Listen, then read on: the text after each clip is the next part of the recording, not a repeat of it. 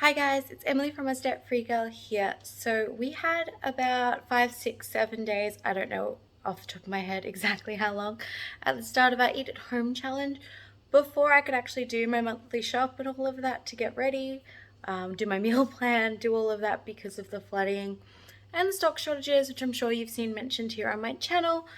You've probably also seen that I'm trying to catch up by putting the videos that we ate in our little mini flooded pantry challenge. Like, we were flooded in, our home was turned into a little island on the top of a hill, so I couldn't go out and get fresh supplies. But I still wanted to clear out as much space as possible for my 1 month challenge. So I did a lot of leftovers and used it up kind of cooking. So that's what this video is. This should be, fingers crossed, the last of all of the footage I filmed over that period. I didn't have internet or anything to be able to edit or upload these videos while we were, like, the water was up, where the internet was really spotty, the power was spotty. So this should hopefully be the last video of that, and then you'll be able to see more of my day in the life, eat at home, vlogging kind of content coming. So stay tuned for that. Don't forget, if you like this kind of content, to like, comment, subscribe, and share it with somebody else who might like this kind of thing. And I will see you guys later in the video. Alright, so this meal was a rescue mission. I asked hubby to put the pork on the night before. I'd already defrosted it. He just had to stick it on at 180 for a couple of hours and it would be cooked. He, in his great wisdom, put it on at 150 for like 4 hours. So when I came to make it, it was raw in the middle and cooked on the outside. So I had to crank it up to try and get it hot enough internally that it wouldn't kill us, and it was cooked, which made the outsides dry and tough.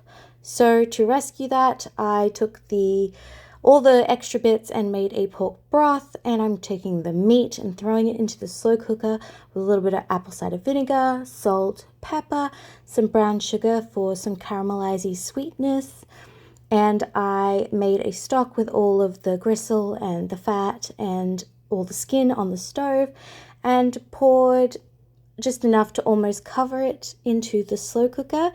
And I stuck that baby on high for 3 or 4 hours and then took it down to low and just adjusted the taste with some garlic powder and garlic and things like that to get a delicious barbecue pulled pork, and it just fell apart with a fork. So we had it on some sandwiches that night, quick and easy, and then later in the week I turned the leftovers into more meals. This was the last of the spring rolls, the last of some chicken fingers, the last pies for the kids. I got 2 gluten-free sausages, chopped up some roast veggies, I was out of potatoes, and the very last of my cauliflower gratin, and that was my meal. Some sheet pan meals this day for lunch, just to use it all up, which is the goal of this whole video. It turned out really good. I was really missing the potatoes though, but I love the roasted beetroot, and I just did a garlic and rosemary on the veggies, and here it is on my plate with a little bit of barbecue sauce. So good. So here is that pulled pork, leftover pulled pork. We're still eating it. I turned it into pulled pork pizzas with some pineapple, some cheese, some of that capsicum we had left over, and a tin of pineapple I chopped up, and some mayo drizzled on top. I didn't have to put any sauce on this. The pulled pork was nice and saucy. It was really, really good. These are gluten-free bases that I had frozen from clearance in the freezer. So we just had 2 gluten-free pizza bases, and I actually had half one of these pizzas for breakfast the next day. Don't judge me. Really, really good. Super cheap, and we used up that pulled pork that otherwise would have gone into the bin. Alright, so I defrosted those the 2 kilo bag of chicken legs, which had 16 chicken legs in it, which is good because for each meal we need 8 chicken legs, 2 per person for 4 people. Miss 5 is now eating 2 almost. So I've broken it up into 2 meals. One, I have put a chicken masala simmer sauce in, and I will just bake that tomorrow night I'm going to leave it in the fridge overnight with that sauce there to really infuse into the meat. This one over here, I'm about to add herbs and spices and just bake them for dinner tonight. I've got 8 of these sort of medium-sized washed potatoes that I've diced up. I'm going to throw some oil and some garlic and maybe some rosemary, salt, pepper in there, and throw that on for dinner tonight. Alright, I threw my chicken legs that you saw me make last night in the oven on 180 for fan bake for until they smelled good and looked done, which was probably 2 hours because I was busy doing something else. I put some rice from my rice cooker. I made 2 cups of rice, 4 cups of water, rice cooker, 20 minutes. Dinner is done.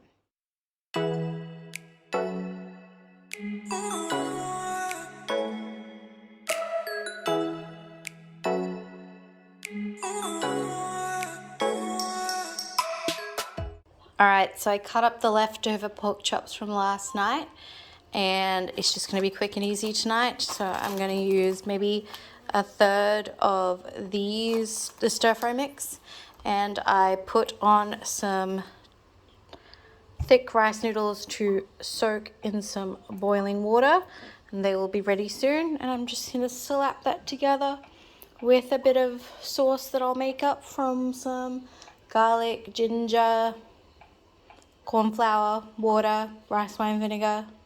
I just found some Chinese white sauce that I made last week that I have left over.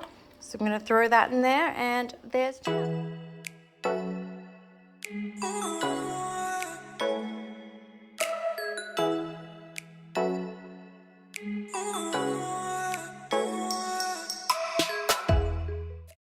So the plan for tonight's dinner is a Chinese hot pot. I'm going to prepare a broth on the stove, get it all boiling, and preheat my slow cooker on high.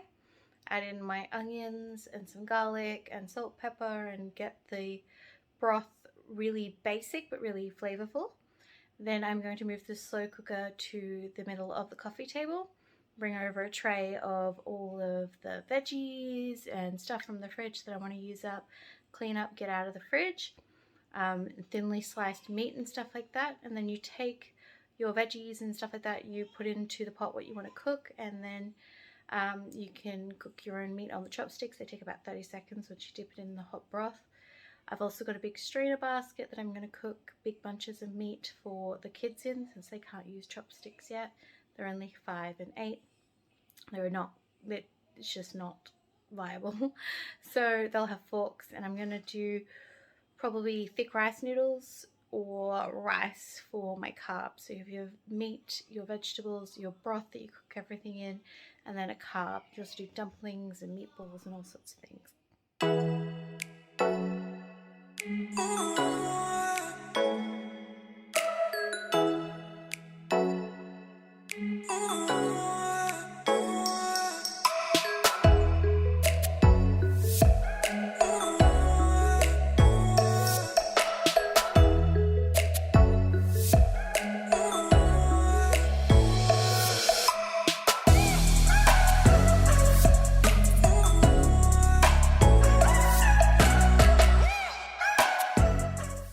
So that's what we've been eating, using up the leftovers, just using things up, getting them out of the fridge, freezer before we could go shopping and do our 1-month shop for our challenge. Don't forget, if you like this kind of content, to like, comment, subscribe, click that little notification bell to be notified when I post a new video, and share this with somebody else who might like this kind of thing. And I will catch you guys in the next one. Bye!